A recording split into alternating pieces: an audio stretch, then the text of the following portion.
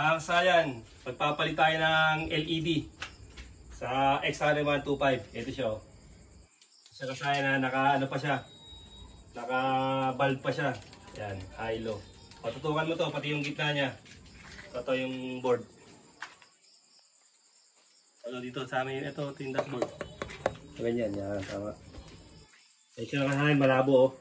Papalitan din natin to ng LED, itong pinaka ano niya. Dashboard niya, pinaka gear shift indicator. Pati itong ano, pinaka tail light niya, papalitan din natin ito. I-LED natin para magaan yung load. Umpisahan natin sa harap. Ipapalit natin sa kanya Osram. Ito siya.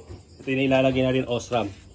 Pagka nag-low ka, tapos nag-high, magsasabay yung high tsaka yung low. Ito na, hindi na natin papatayin. Bubuksan na lang natin para mas madali natin siyang madali natin makontrol yung ano niya. Paglagay ng ilaw. Ito. Tukan mo. Pipihitin nyo lang to papunta sa kaliwa. Tulak. Tulak lang tapos punta sa kaliwa. Medyo matigas. Ito ha. Tulak muna natin. Tapos papunta sa kaliwa ha. Pag natanggal na siya, meron siyang tutukan po itong pinaka-kanal na to. Ayan yung pinaka-kanal. Ito. Tapos doon natin itatapat to.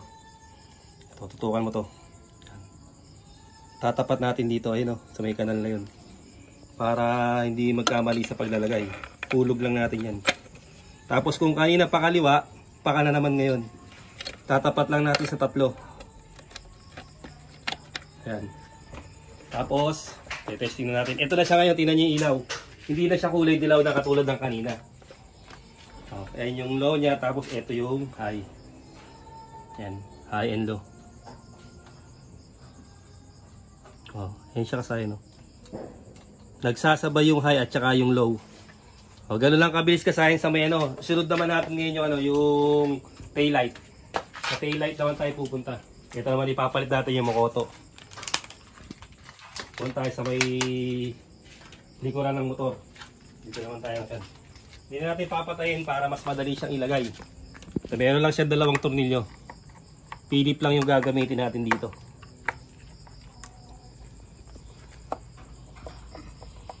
Yan, dalawang tornilyo lang siya. Nahinaan na to sa ano. Abangan nyo lang mga kasayan. Ito, ipapower apply sa natin to. Request ng ating mga kasayan. Basta meron na tayong paglalagyan. Yung mga request nyo kasayan, alin natin yan. Ito na siya. Ngayon kasayan, pakaliwa din siya. Pakaliwa din natin siya ilalagay. Ito, pag ginapakan natin siya, ayun, hindi gumagana yung ano niya, yung preno. Pag pinindot dito, gumagana siya. Okay siya, no? Okay yung brake, yun o. Okay yung brake. Sa put lang siya pala, walang brake. Siya kasaya na. 12 valve siya, mainit siya. So ipapalit natin, LED na siya. Pakaliwa lang din. Tulak, tas pakaliwa. Yan. Ay, pag ikakabit naman natin to, tulak naman tayo pakanan. Tulak tapos pakanan siya. Pag hindi pumasok, balik ta rin. Tulak tapos pakanan. Tapos testing na natin kung mag-iilaw siya. Yan na siya kasaya, no? Ngayon kasayan, LED na rin yan. Tapos dalawang tornilyo, babalik nyo lang din yung dalawang tornilyo. Dalawang tornilyo lang din siya. Ay babalik natin. Ayan siya, oh. Ganun lang kabilis kasayan paglalagay ng ng LED headlight sa XRM125. Parehas din ito ng XRM110. Tsaka ng mga Euro Racing, yung mga copy ng mga XRM at mga rider. Dalawang tornilyo lang kasayan, ayan, naka LED na yan. Magaan na yung yung load niyan. Tapos kasayan, punta naman tayo dito sa pupunta naman tayo sa indicator. Ito, tutukan mo ito kasayan, malabo, ayan, yung pinaka ilaw niyan. Kaya magpapalit din tayo ng pinaka LED niyan.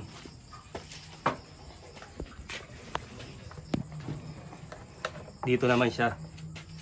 Kailangan natin dito para makita nila yung kulay. Tuturo ko sa kanila. Ikot ka sa kabila.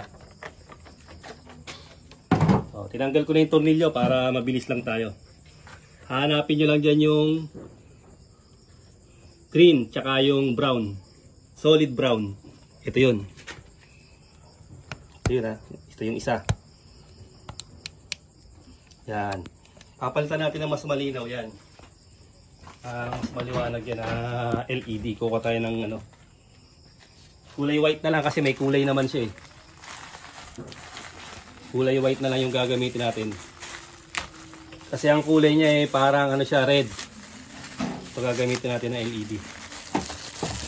Kaya yan. Bali dalawa lang naman yung ano yan, LED.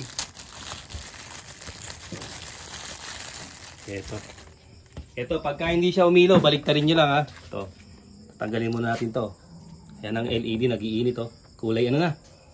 Kulay itim na. Ito, hindi na ito masusunugan pagka gantong binattery operated na natin. Pag hindi siya umilaw, baliktarin lang. Ayan na siya ngayon kasaya, no? Iba na yung liwanag niya. Tapos sa kabila, tanggalin pa natin yung isa pang sa ano. Susundan nyo lang yan, papunta sa likod. Ito siya ngayon, no? Papunta sa likod, yung pa rin ang kulay. Green at brown.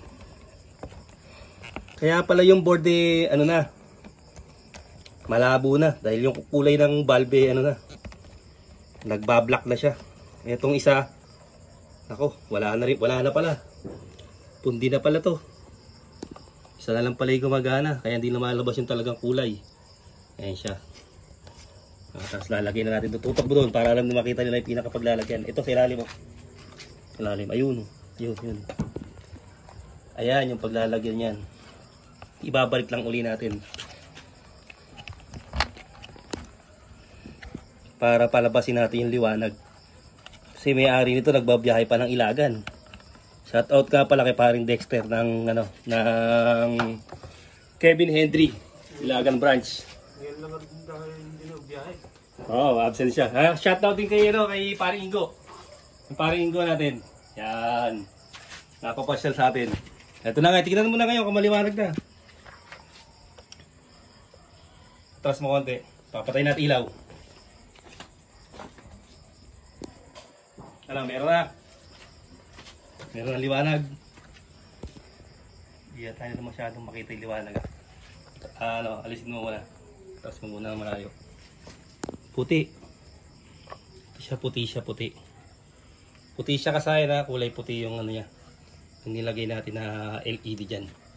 Malinaw na yan kasaya. Ano lang yung ano natin. Naka-flash lang tayo. Kaya ganun. Kasi ito na siya.